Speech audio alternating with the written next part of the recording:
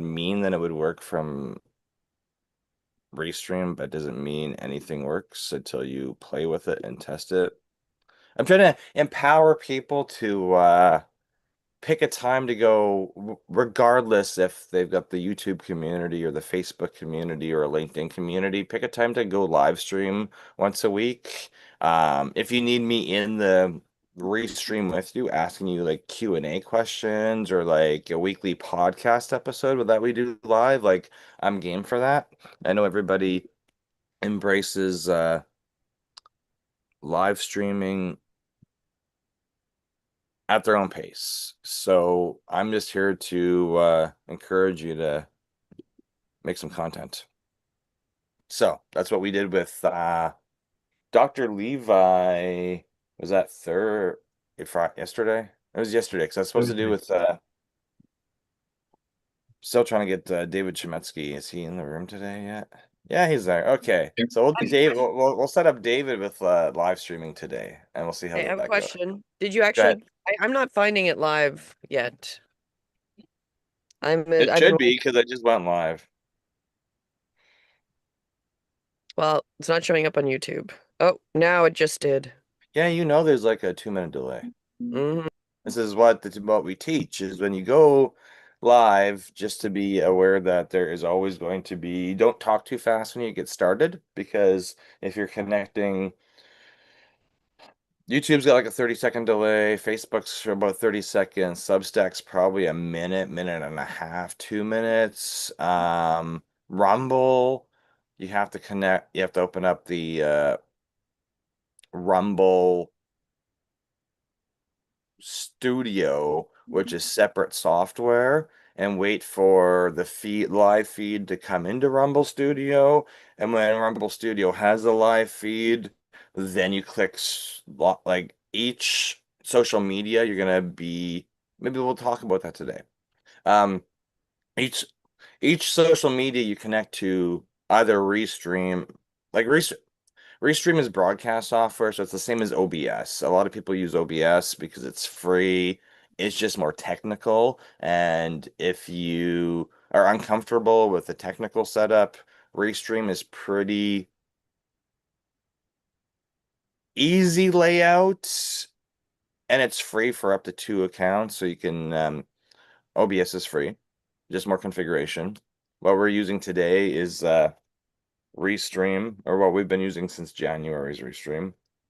And it is free up to 2 social media channels. So what that means is we're streaming to YouTube with it, and then Facebook person. Um, you can there's a couple you can stream free to if you want to if you want to connect it to your Facebook business page or a group. That requires a paid Restream account. If you want to connect Restream to Zoom, that requires a paid Restream account. If you want to stream to YouTube in both vertical and horizontal, that requires a paid Restream account. So you can Okay, definitely can I start just using. summarize it up? If you want to do more than one thing, it includes a It's paid 2 channels for account. free. I just want, before anybody gets invested in paying in software, I want to ensure that you test it out and you're comfortable with it, because I dislike, I run into when people are paying for subscriptions and you're not using that software, you're not ready to be paying for that subscription and using that software. So it's nice when there is like a trial.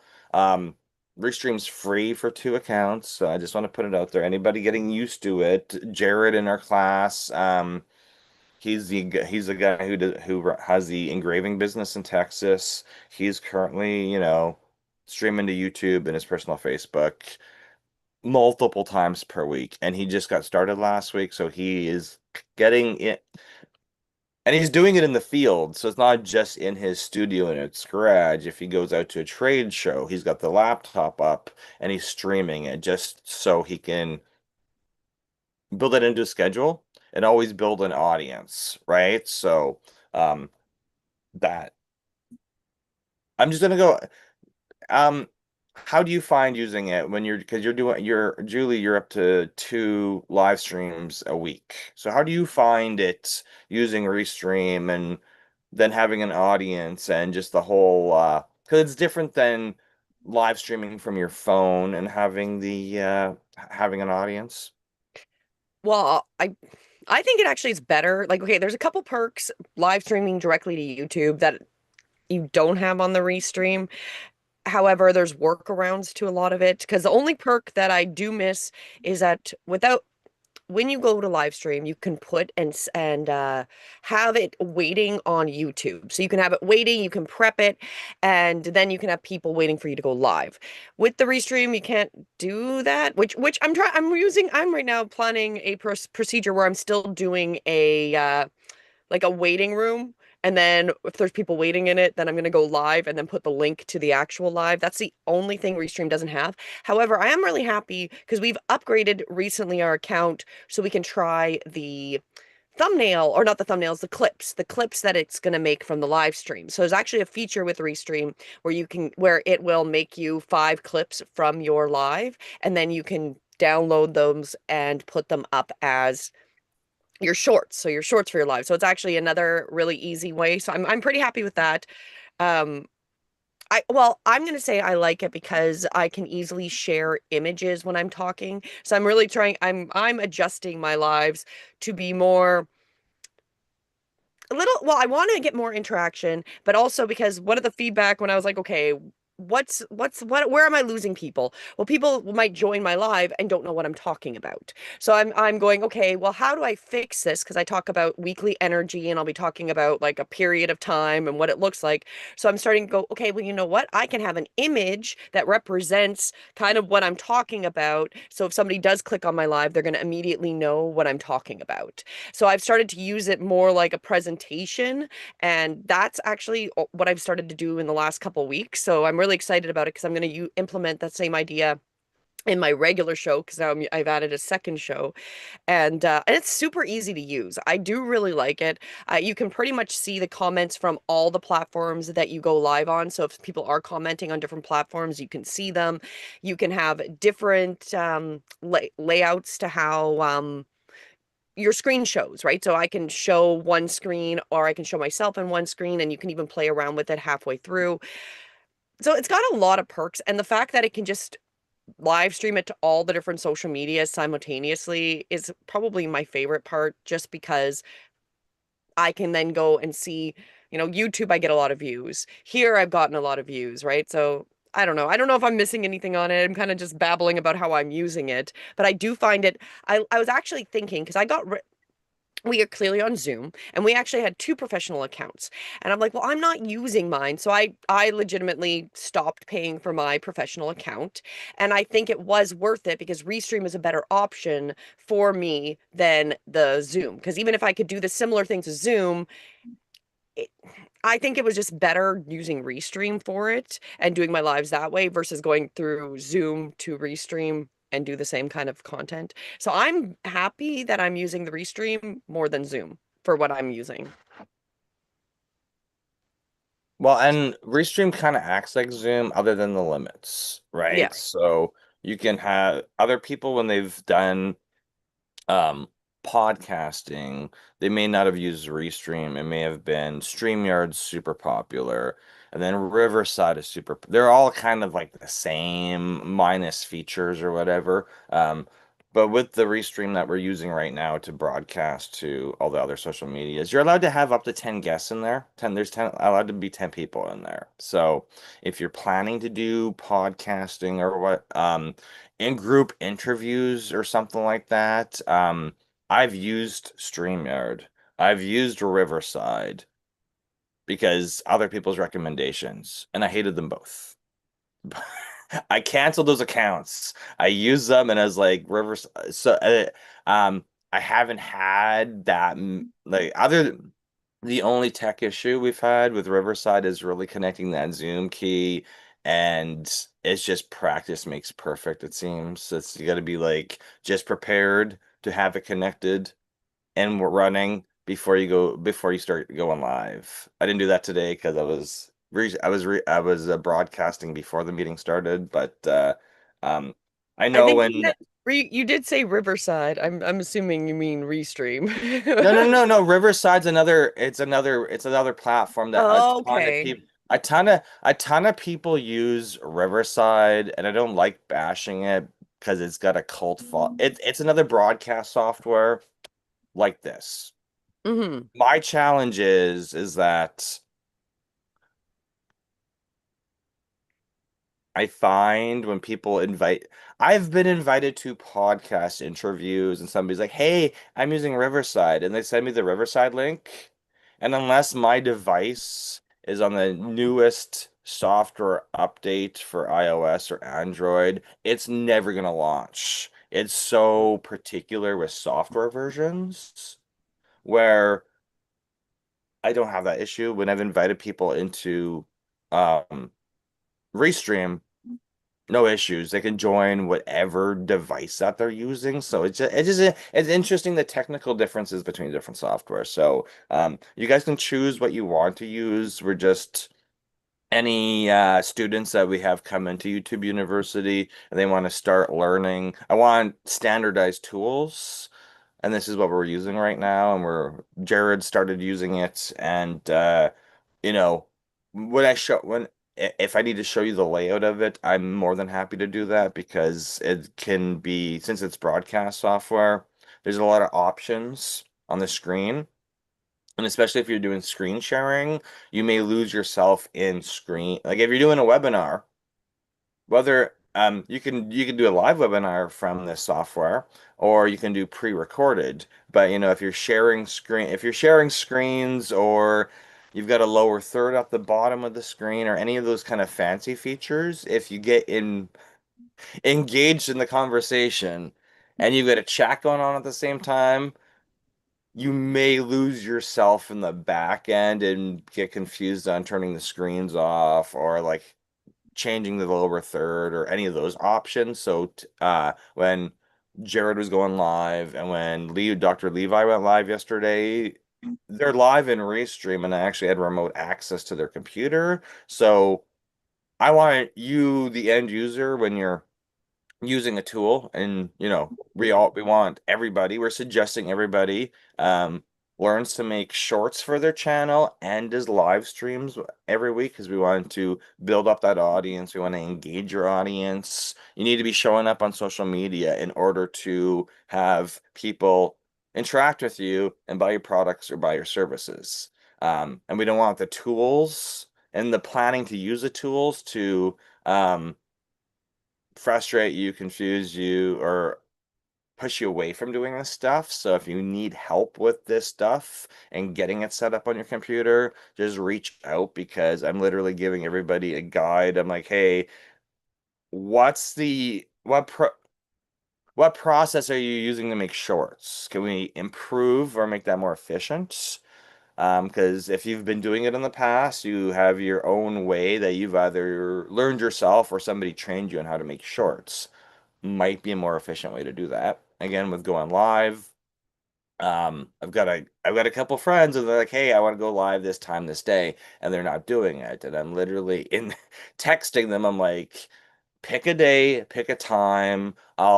We'll do it from my Restream account if you're not set up already, and let's just like what format do you want to do? I'm really saying if you want a podcast buddy, somebody to get started with, hit me up because I'm doing that with other people right now, and if they have a certain structure they want for their show, I'm literally whipping that up in Claude and sending them a structure to their show because it could be a challenge for some people to go live for, we're really suggesting an hour just so you get comfortable with doing it for an hour and the algorithms have time to notify your audience that you're actually live because I find most people will do a live for like 10, 20 minutes and it's not long enough for the algorithms to actually get them an audience.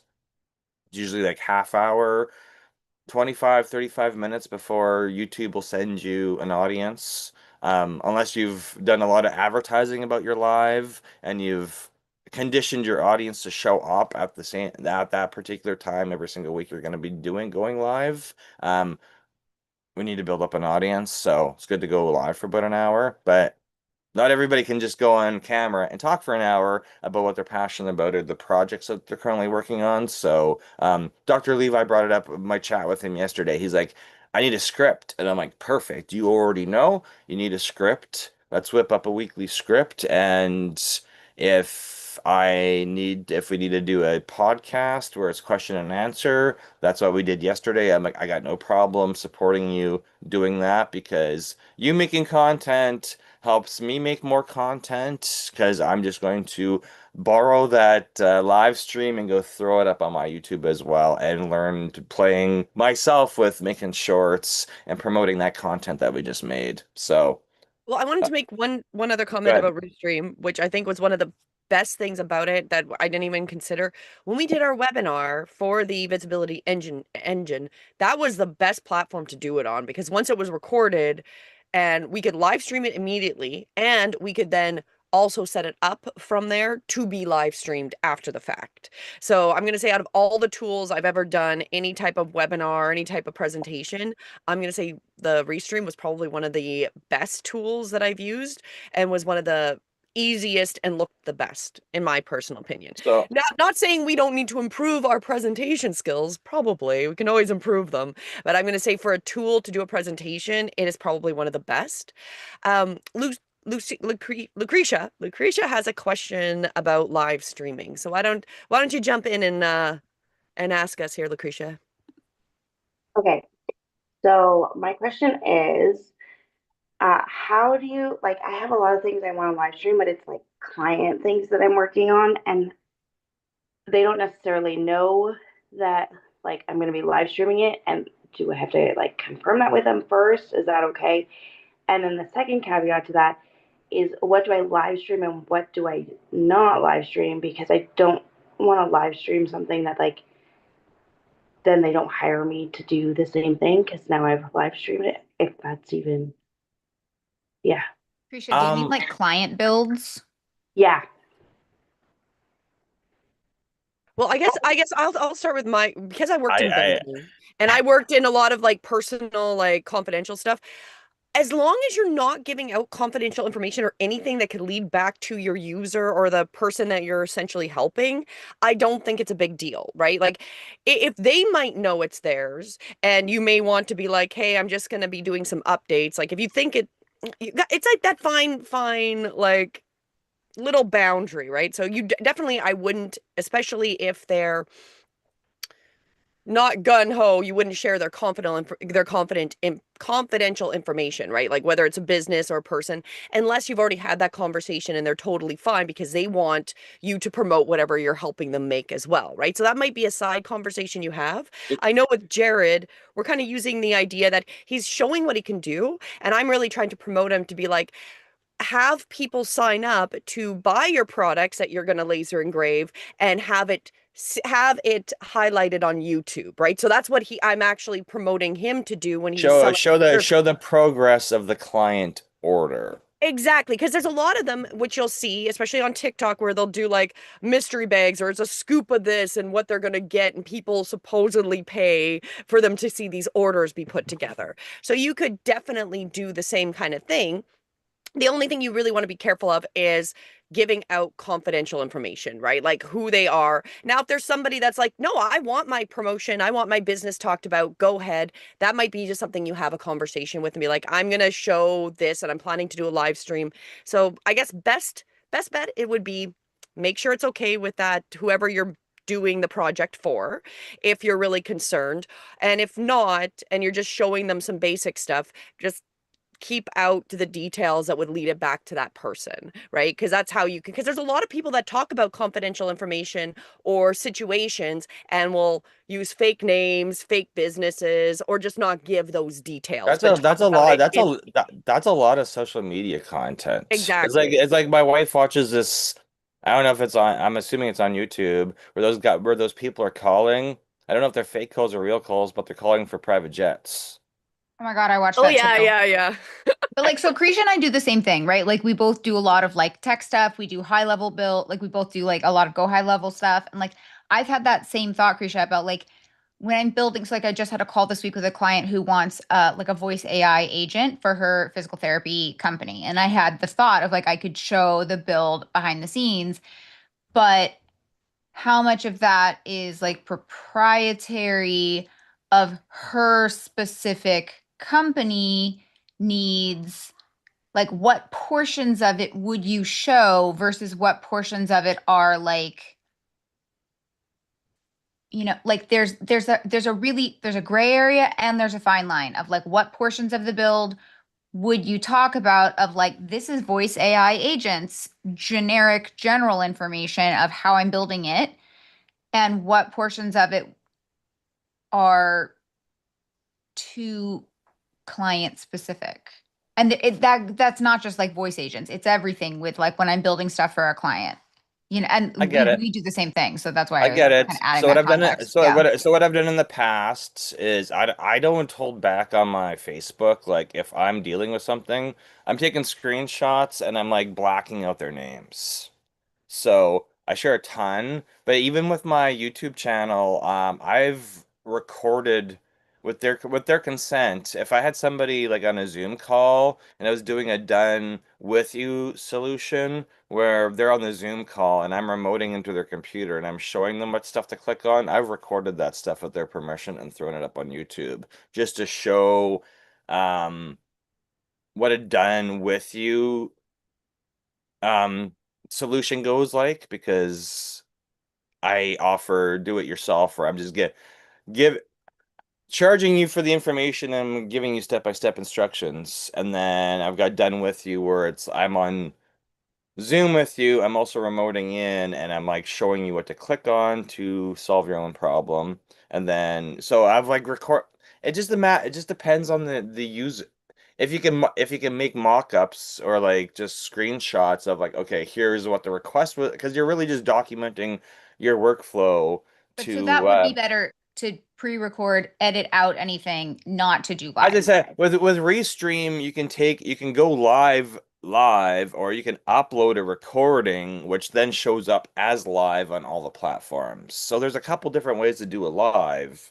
It can be real live, or you can just be rebroadcasting recorded stuff. It's like that's what broadcast TV does. You know, not your show. The show you're watching on Netflix is not live. It's just a pre-recorded video that you've chosen out of the queue and it's being displayed. So that's what Restream would technically be doing with a uploaded recorded video. So when Julie and I ran our webinar for the visibility engine classes that we run on Mondays and Thursdays that we got a couple students in, we recorded it in Restream and then just saved the recording and then just ran it. So we would just, I just said I'm going to schedule it once a day and just run it at each day at a different time just to see what the audience analytics look like. And I was like, okay, it's just a matter of making content and going. So you're gonna have to figure out that flow if you want to And you document. might And I was just gonna say, and you might be trying to a couple different forms, right? Like you might be like just going live and explaining what you're doing without a whole bunch of details, right? And then maybe you're just kind of talking about how you're going through the process. And then if you have another customer who's totally fine with you sharing more information, you can try that as well. So you might want to just try different ones and see what people's responses are as well, and be like, I'm gonna plan to do a short or I'm gonna do a little live explaining what I'm working on because I'm excited about your project. Are you okay with that, right? Like you can do it as simple as that. If especially if you are concerned about the user being like, "Oh, you were highlighting it and I didn't give you consent." Pretty much you can just give them, pretty casual consent. And a majority of people won't have a problem, but if they do, you can also, just ask in advance. And then that way you kind of cover your butt or you just keep it very vague. Like when we hear stories, like I know it was funny that you brought up the private jet place because I was actually thinking you were going to bring up some of the stories. So we hear a lot of stories, especially the "Am I the asshole" stories, where people have like changed out people's names and are telling the same story. So you've got different versions of that, right? So you could again go and talk about that, but give without the person's actual details, right? So you can try both and see what fits, and also what the response is, and how you're customers, whoever you're working for, how they feel about it as well, because each industry is going to be different, and each person's going to be different as well, because you might have some people that are like, yeah, totally, I want more promotion to know that I'm getting you to build this because I'd like to, share it, and together we're going to sell this product or something, right? So it's going to be depending on each person's motivation. But that is a good question. It's just being aware of when you're live, what you're talking about. So I'll talk about a lot of stories or things I've seen, and I'll always cut out, I will never give usually direct names. The most I might go is, oh, I had a conversation with my mother. So then they know I've talked about my mother. But even if I don't want them to know, I'll be like, oh, I talked to a friend. And then this was a scenario. So again, it's the more you go live, the more I feel like you get a little bit more aware of what you're talking about, because you realize you're live. And doesn't mean that you might say something and Well, slip it up, but that's all. You can always pull down that live if you mess up too bad. well, I've been working on convincing one of my clients to go live, and I'm like, okay, what we're gonna do is pick the day, pick the time, pick the technology. She has Restream, I have Restream. I'm like, it doesn't matter. Just have us go like set up the thing. She's like, well, I don't know what to talk about. And it's like, well, all you do is talk about Perplexity Computer. That's all you're obsessed with. And you build out workflows for people. So this is your business right now. You're building out Perplexity Computer workflows. I'm not using Perplexity Computer because I have so many other projects on the go that I am trying to finish. So I'm not diving into Perplexity Computer. But if you are the expert or one of the leading experts right now in Perplexity Computer, and they just shipped you a brand new Mac Mini, then let's document um, your process of using Perplexity Computer. And I'm like, you've built out workflows for customers. Customers have paid you $5,000 to build out Perplexity Computer workflows. So we don't need to use their names, but I'm like, you can screen record exactly like a sample customer you're loading into the Perplexity Computer workflow, and then what tasks Perplexity Computer is actually doing for that person. So in one example, if you're looking for like speaking opportunities or jobs for like, or like looking at like what, I don't even know what you're doing with it, because I looked at what I watched what you were doing with it, and I'm like, and in my mind I'm like, I am not following up with Perplexity Computer and all the tasks I assign to it, because no, I'm not doing that. You might love that stuff, that's not my cup of tea. So Hey, so that's why we've all got our unique that's skill. why I It'd be said, boring if we hey, all like the same things. just document the data you're, and I'm like, if you're already successful with this workflow and selling it to customers, then you have a viable product, you have a pitching process, you've got a conversion process, you've received money, so you've already built out a business workflow for pitching this product. So make sample data and just film yourself using the sample data going through that workflow process, because if people don't understand what you do, they're not going to buy from you. If the customer's confused, you're going to get a lot of no's until you figure out how you can get that customer warmed up to a know, like, and trust you is one the first three steps, but then actually understanding your process. So I get that all the time, and business owners come to me and they're like, "Hey, I heard you're good with stuff." And I'm like, "Well, who referred you?"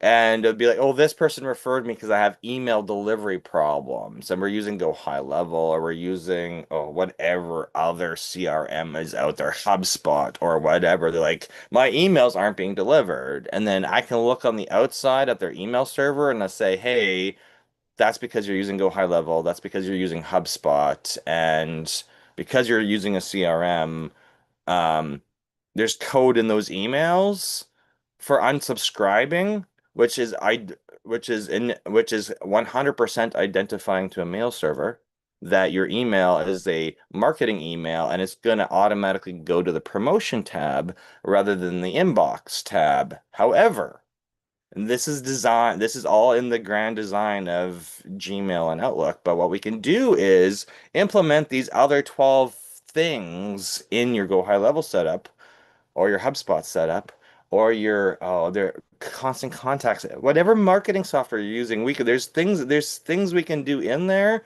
to make it land in the inbox rather than the promo tab. But I need you to understand what situation you're at with your marketing emails, and I'll guide you through fixing it. But we need to make sure you understand what you're using and why it's not getting the same open why things are different in 2026 than they were in 2025 and 2024. And your marketing person is going to tell you that I'm wrong, but I need to educate you both on what to fix in 2026, then I'll have this problem anymore. Do you understand? And then I'll send them samples of, you know, what's really going on, just so you know, because if they were referred to me, I know that they're interested, but they may not, they got confusing information coming from a bunch of different people, and that's why they've been sent to me, and now I need to send them videos of why my approach is going to solve their problems. So it's really just documenting going live or making a pre-recorded video that you're going to then run live or run as shorts, because what we're doing, what we're teaching you in YouTube University is really just storytelling. It's like, let's get in front of our customers with videos, whether those are 1 minute shorts, weekly live, or just reconfirming to our audience that this is what we do. These are the problems we can solve for you every single week. And this is how to work with us. And just every week we'll have new content showing up, giving you new examples. And part of it is constantly being okay with adjusting and adapting your lives. Because this is the one thing I've been learning as I go further and further down. I start to get some success, then I'll hit some wall, and then I have to reassess what I'm doing and look, okay, well, I had success to this point, but then I hit a wall. So what do I need to reassess as well? So like for myself, part of my lives is people don't know what they're jumping into. So now I'm like, well, now that I understand that that's one of my problems is people jumping into my conversation and not knowing what I'm really talking about, well, that's going to lose people's attention. So how can I solve that? So then we're looking at other ways to solve the problem. So if somebody jumps into my live, they know exactly what I'm talking about, right? So this is also the interesting thing is what you're going to talk about, how you're going to do your lives will adjust. And I know like working with a script, the idea with the script would just be whatever you're going to do for your live, it just gives you a guide, right? So you don't even have to have it like fully scripted out, especially when you're live because you want it to be very natural, but more of the idea that, okay, for the first bit, you're going to talk and explain whatever. Then the second bit, maybe some questions that you want to ask when you're doing your live. Maybe you're remind yourself to promote people to subscribe during your live, just reminding yourself of the different things you need to do while you're live and make it part of your normal process. So that's what we're also really focusing on. But I know we have David here, so I thought we should probably get started on where you wanted to review with his YouTube. Put me on the spot. Yeah, there you go. Let's put him on. He's here. Let's highlight it. Let's see what's good. How you doing, Chemetsky?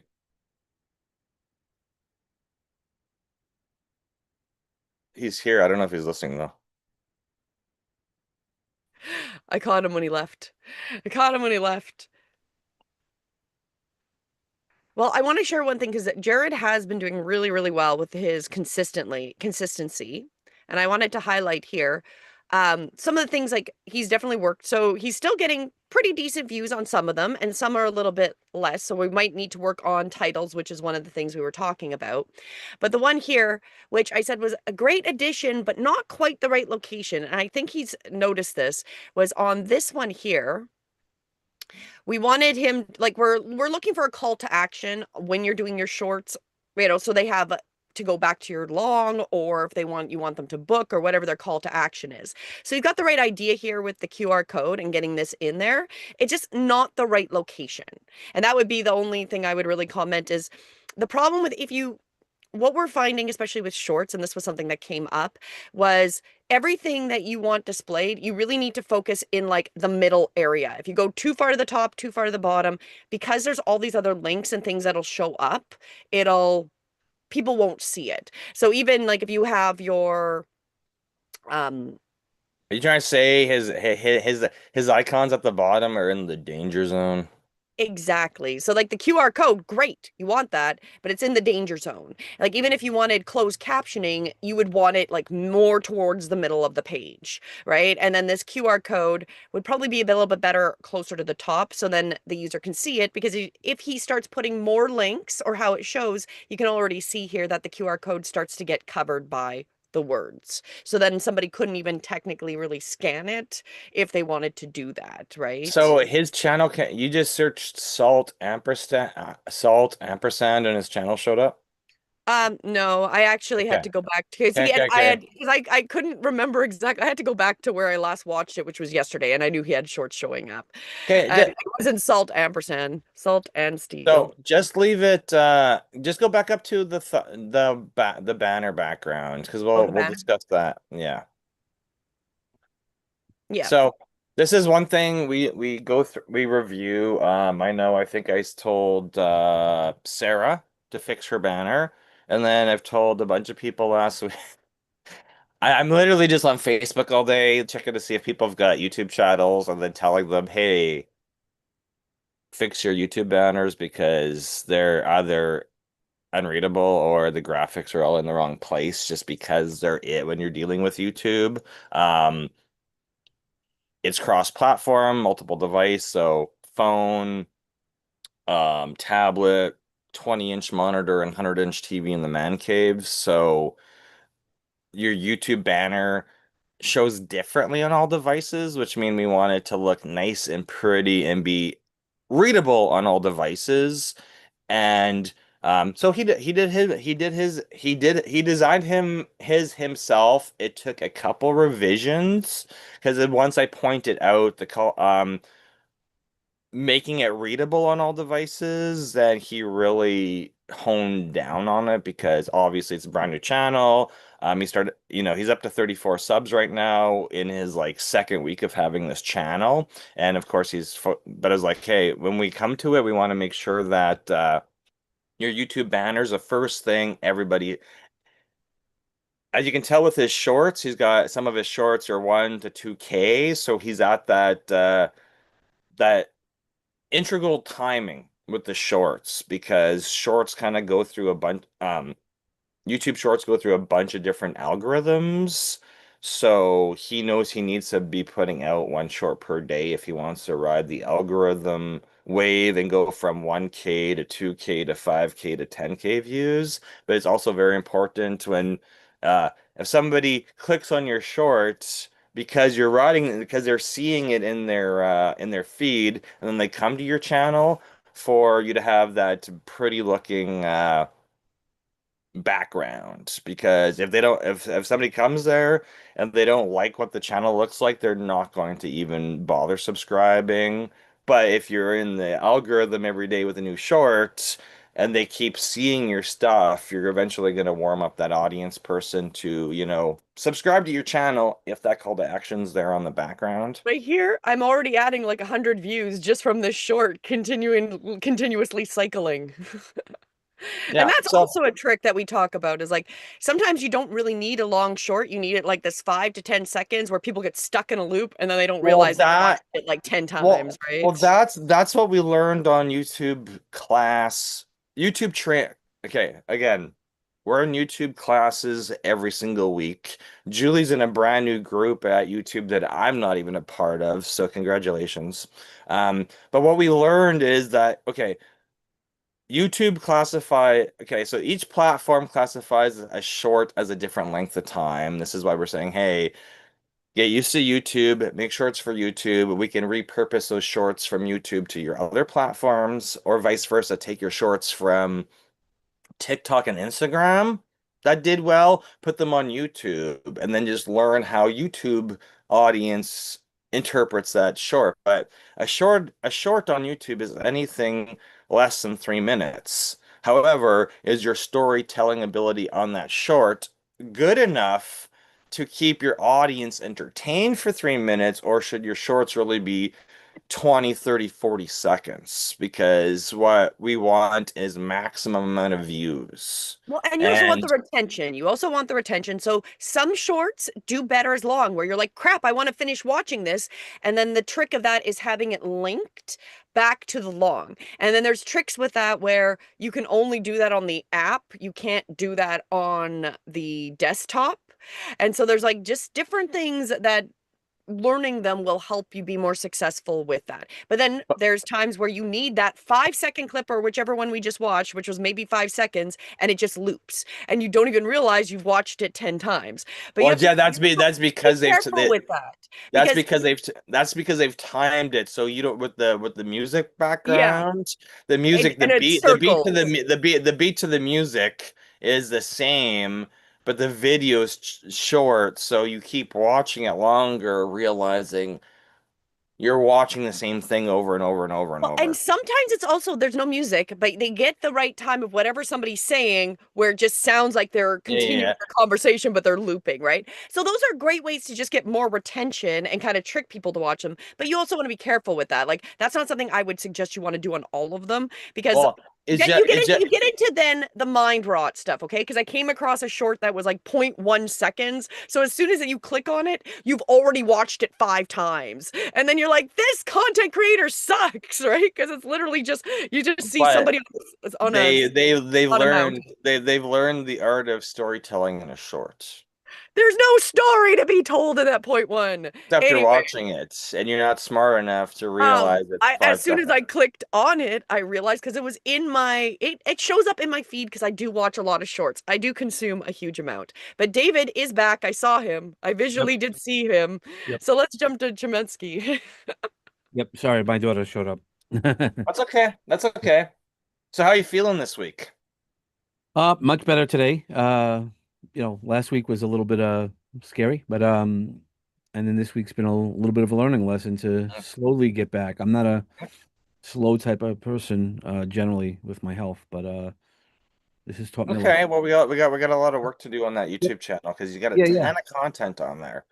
And I Yeah, think and I have a bunch more that I was gonna well go download I this think weekend. realistically Let's come out with a program, a well, plan. this is the thing. I think just because you're somebody who's had an existing channel for a while, there's like 150 some videos there.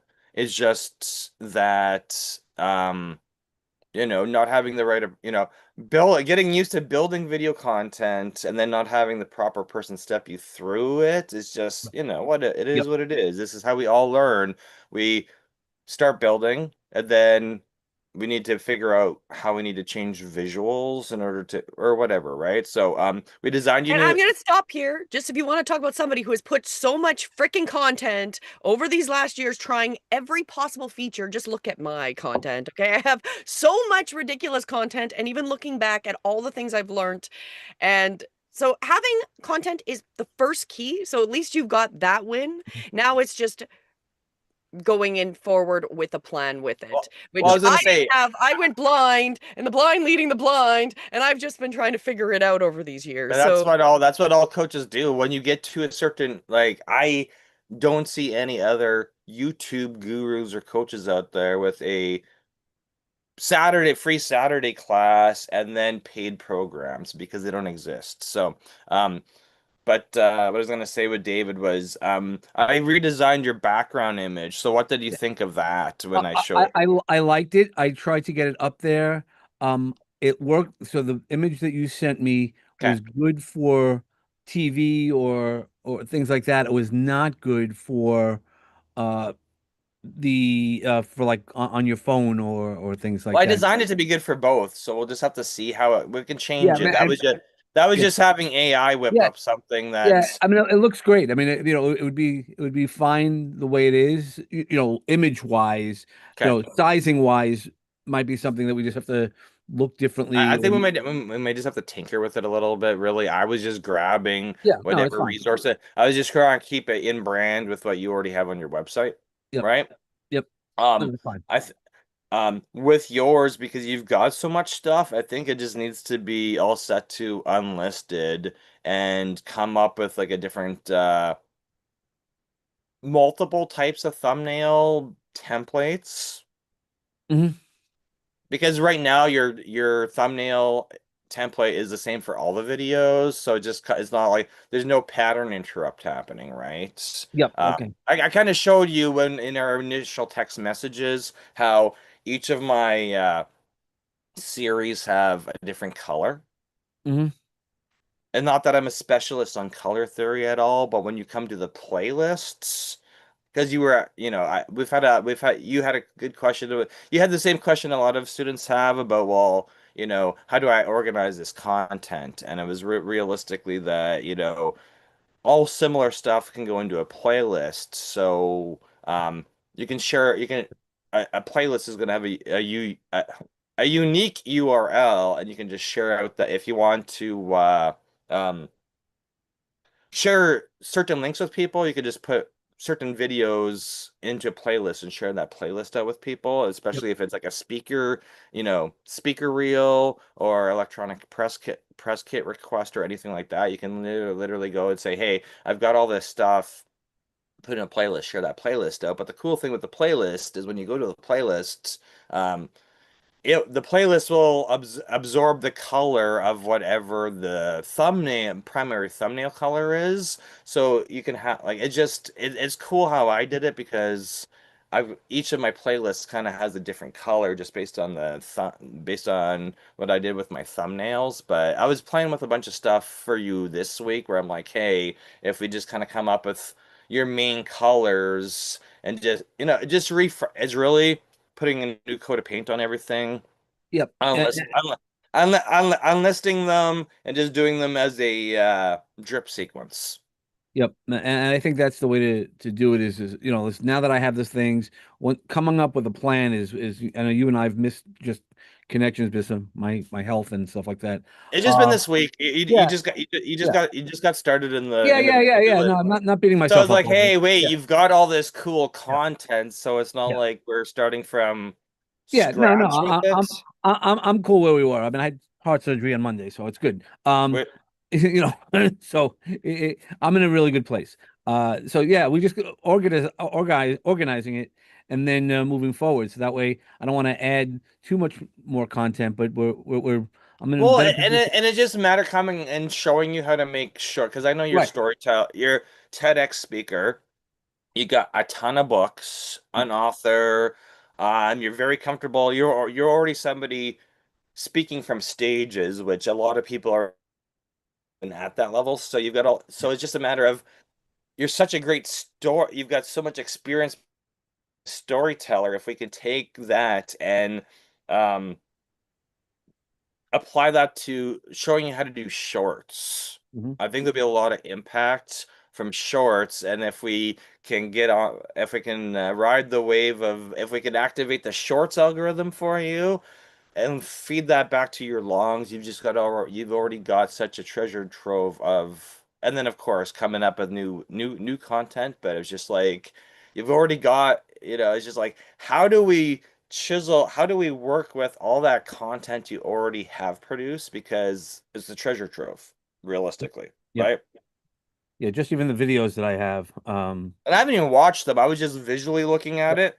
Yep. And I'm like, I need a pattern interrupted because I love the color teal, but it's kind of like we just got to, I was making templates the other day, and I was like, okay, wait a minute. Yeah, I'm like, yeah, just pattern, it's just really re-editing stuff and then testing it just to see how certain colors do with um your shorts, right? Mhm. Jared's doing a bunch of fire. I'm reactivating my shorts. I'm like, hey, and of Can I make course, a comment about the pattern interrupt? Because now that you pointed this out, I'm going to say this is us. What we should because probably talk. okay, just before you interrupt me, I'm gonna interrupt you. Okay. But I I haven't really done shorts, and of course, the shorts I've released over the last 2 weeks are all my animations from from the comic book, and of course, guess what all the comments are? What? AI slop, AI slop, AI slop, AI slop, AI slop. It is like that's the only comment anybody on the shorts reel is gonna say about my comic book that I'm sharing is just the comment AI slop AI. And that I was like, okay, I got comments and I'm going to embrace those comments and go reply to all the comments because my normal Thank shorts you of for me watching your getting AI a get slop, Mike. is my normal shorts of my face don't get any reaction, but I put comic book slides. I put two 1 minute comic book slides up, and then it's like AI slides. I was like, they're literally, I believe, hand drawn by a human. I just animated them, and that gets hundreds of views, and that's the only comment is AI slop. So Well, on embrace that the AI, comment. all I can say is people are clearly butthurt with AI. Like there is some emotional damage with AI that's going to come through. But on that But like note, whatever they're viewing it, I don't really care what the comments are. And this is yeah, what I teach no. you guys. I'm like, embrace the audience. Not everybody's Embrace the gonna haters because they and help your not algorithm. everybody's gonna like your stuff, but we don't care about them. We care about reactivating your known and unknown audience and getting more eyeballs on your stuff. Because if you're getting feedback, then you can learn from that feedback and just increase the frequency of the content you're putting out because yeah, And and you know this is actually a very good case for like okay thinking about let's think about Hollyweird and Hollywood that there's an idea that no publicity is bad publicity, or I don't even know if I'm saying that right, but you know being seen is better than not being seen, even if it's a court case or even if it's this. So if you think about it that way, it is very relevant with at least people are interacting. So even if they're giving you hate and are totally trolling or whatever, it's actually better for the algorithms that people are interacting than not interacting. So think of it in that way. But I wanted to show you here where we can see a difference with pattern interrupt. So if we look at Jared's like first, there's right off the bat, it pattern interrupt because people haven't seen without this that type of content. without that so his highest views are the one without that green. And then you got the green, so you pattern interrupt, so it still had decent for those couple, but then they're still the same. Then he does a totally different style here, and then it kind of boosts again, and then he's gone back to the green. So it's like the pattern interrupt does matter because that's what people are going to be looking for. Now, of course, the reality is how can you know, we're not supercomputers. Maybe somebody here is a supercomputer and can come up with consistent, endless ways to break the pattern. But maybe we can get into more of a way that you're breaking the pattern on a consistent basis. So you're using the similar techniques, but then you rotate them through a process of using them to break the patterns up. It would be kind of one of my ideas. Because again, too, when you're doing lives all the time, and when you start getting things like I know Substack will run some shorts. We're now playing with Restream that'll run some shorts and trying the different shorts. They're all going to be styled similar depending on on what software, whether you're using the YouTube software or the Restream or whatever. It's going to be similar, so you have to kind of maybe work between multiple softwares so they don't look the same. So that's how you're getting the pattern interrupt, because that's something I never really thought about for my own channel, but I think that was just shown there with Jared's shows you kind of clearly how that kind of works on even a subtle level, how it just looks a little bit different. It's similar but different, right? Mhm. So then, Well, and this is what we had brought up was just like learning how to make shorts. And we, in the past, we've just done it straight from the YouTube mobile app. Right. And then, but there's CapCut, there's Descript, there's automatic clipping in Restream. And then we've discovered in the last month or two that if you're live streaming to Substack, Substack will generate you shorts. But which short, it doesn't get comfortable with playing with tools and just learning how to make them. It's really just storytelling and putting them up because what we're doing with our students in the visibility engine installation is getting them comfortable with making content, doing lives, making shorts, and then really testing to see, hey, let's put the shorts up and let's see how many views you get because we don't really know what format or what font color of the captions is really going to trigger an audience reaction. But if you don't do anything, you're not going to get any reaction. No, and you have to keep in And if mind you, that you can put 150 videos like any of us up on YouTube, does not mean you've grown an audience. We kind of discovered in 2023, 2024, it's different now. It's 2026. We didn't have really shorts in 2023, 2020. So it's just like every video content just kind of shifts every single year based on what's going on in social media. So the strategies that we used in 2022, 2023, 2024 to get our channels to over the 1,000 subs, and the long time, like we didn't do our watch time on shorts, we did our watch time on long form. So it's just things change and are different, but the core goal is storytelling and bringing your personality on video, or your quirks or your sense of humor. It's like how podcasts are. Podcasts are really just people talking, and you build an audience if you're got a quirky personality and people like listening to you, right?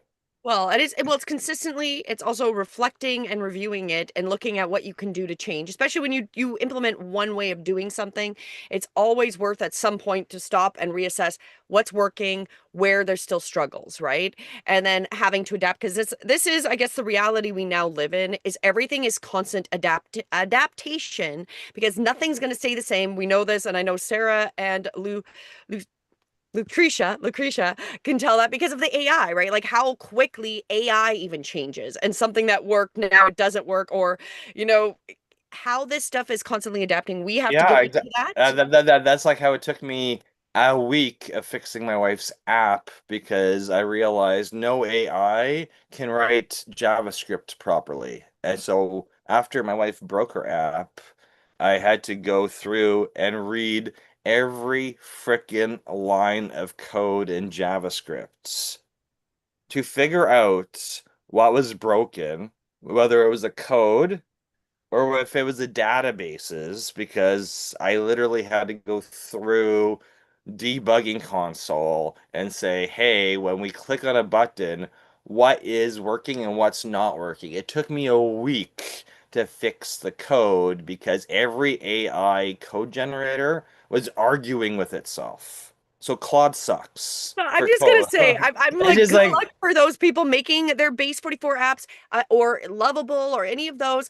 If you're making a basic website, it'll work fine. If you want something that's more complex and in depth, you are gonna need to learn coding or know how to do it, or know somebody that can do it for you. And I guess we have the perk that we both have computer science degrees, so it's not foreign. But I don't have the patience. Mike more worked in the tech. I didn't have the patience to literally go back line by line. I've I, got the I, idea. I, I don't have the patience. I, I've got the grand scheme.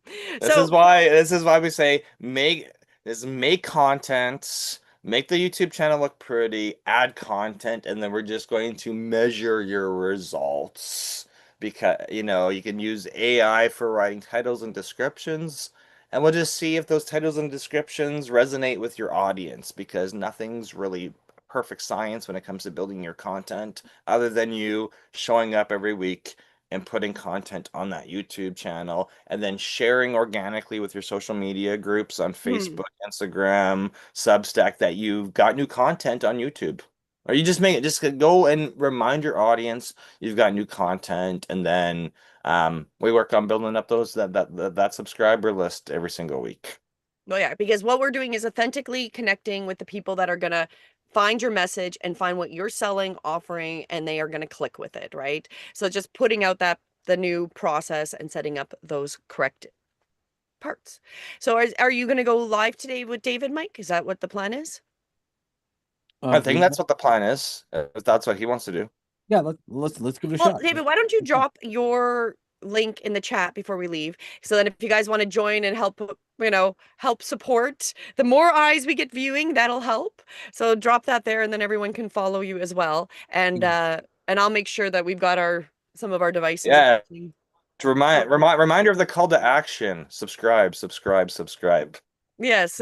Well, and supporting each other because all of us are at different levels working with social media. So we should be following each other to assist and help each other get more views. Even if we're not the perfect audience for each other, we're here to be each other's Hey, cheerleaders. if I get an email reminder from YouTube, somebody's gone live, I literally have Thor phone sitting next to me. I will go and tune in on one of the devices to give you watch time. Yeah. Right? And so And then if I exactly. notice and then if I notice something wrong with the feed, I'll go in the comments and say, "Hey, you got an issue with your feed. Let's fix it going forward." Right? I've done that with Molly. I've done that with Molly. I've done it with a bunch of big influencers on the internet. I'm like, "Hey, I'm watching your stuff and there's something wrong with the audio. There's something wrong with the internet connection. Fix it because I must not be the only one running into that issue." And it's not that I want to leave negative comments. I want you to know that, hey, for next time, make sure your tech stack works 100%. And if not, call me. I'll fix it for you. Well, and it's having somebody, one of the big things we are finding it is really helpful to have like a production manager, somebody in the background that is making sure your feed is working, making sure back end things get turned on. It's not impossible as one person. However, it really does help if you have somebody that you can have that does that stuff for you. But the most important thing, as we're going to talk about, is like, and as we've been promoting, is just getting out there, starting to do your lives, start somewhere because you can't start making those steps and fine tuning coming into having like a script or anything if you don't start doing it to begin with, because when you start showing up and the more you start showing up and the more you get used to showing up, it's easier to then implement more and more um fine tuning steps, more and more of those things that'll help make it more successful. But if you're not even making those steps, we can't even go forward. So I guess that's what I want to leave everybody with for this week is keep creating content, create content, get live, even if you're just showing yourself setting up something. It doesn't even have to be that important. Just getting comfortable with the camera being on you and showing up so you can be essentially the end goal is we want you to be beacons and we want your audience to find you. We want you to be less having to be like searching for your audience. You want them to start to come to you. And that's what we want to help you do. Anything else on that? Because I know you're going to be working with David later, and we're now at No, that's 11:05. yeah, no. Just keep making content and pick that one time, same place every single week to go.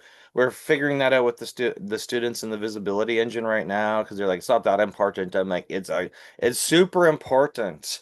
But as we're implementing the visibility engine in your business and coming up with workflow and finding that you got to really find those times of the week where you know you can commit to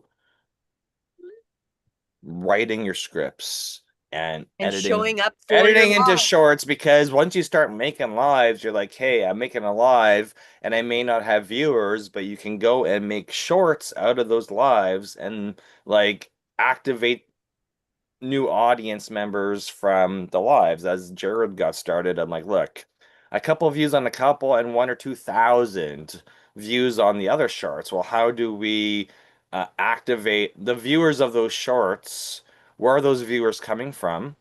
And how do we activate them into a subscriber? So that's the next step. But he got, thousands of views on a couple of those shorts. So that's great. So it's like now the next step is like keep doing that, and then Exactly. learn. Consistency. And I'm going to say the value of committing to a time in your schedule is that we're going to hold, well, that's what we're doing with this class is we're going to hold you accountable to your live. So you're showing up, so you're holding that accountability. But once you start doing it, that is what's going to pay off is you have to commit to that time. So you're holding yourself accountable. So we're really holding our students accountable that they're showing up and to get it as consistent to the same time as possible. Now, of course, life happens. So some weeks it may not happen, but you want to get as consistent, especially when you start promoting that you're going live. Come and join me, like for yourself, David, you might be reading a chapter of a book. Come join me live every Saturday at this and this to hear the next chapter. Story time with Uncle David. Come on, like Exactly, there's exactly.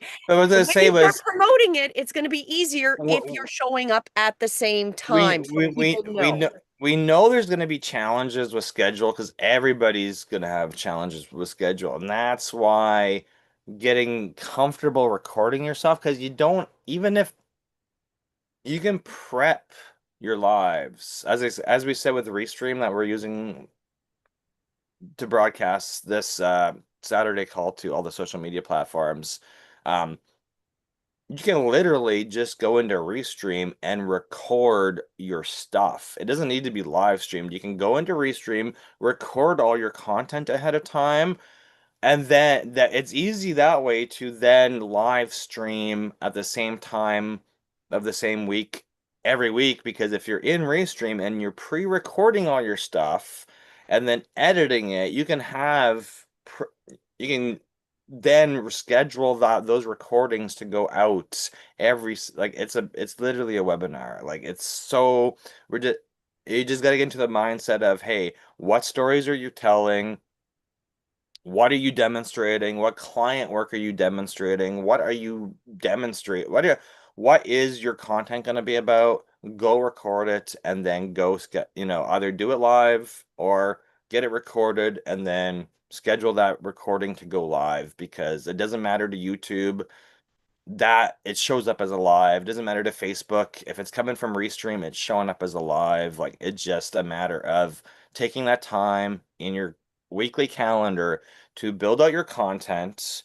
And there's no expectation of going viral. If it happens, that's amazing. But generally, the viral content, people have been working on fine-tuning that over months, and they're literally in their they're recording and editing their stuff, and they're testing it and they're testing it and they're testing it. So Or it's just virality one is usually with somebody's viral. been making their content for a while and testing performance of stuff and then delisting it and then changing the hook and changing the captions on their stories and then re-releasing it. They're releasing something, they're just testing and measuring it to say, hey, with my face, with my tone, with my product, these are the videos that do well for me, and this is the content that doesn't do well.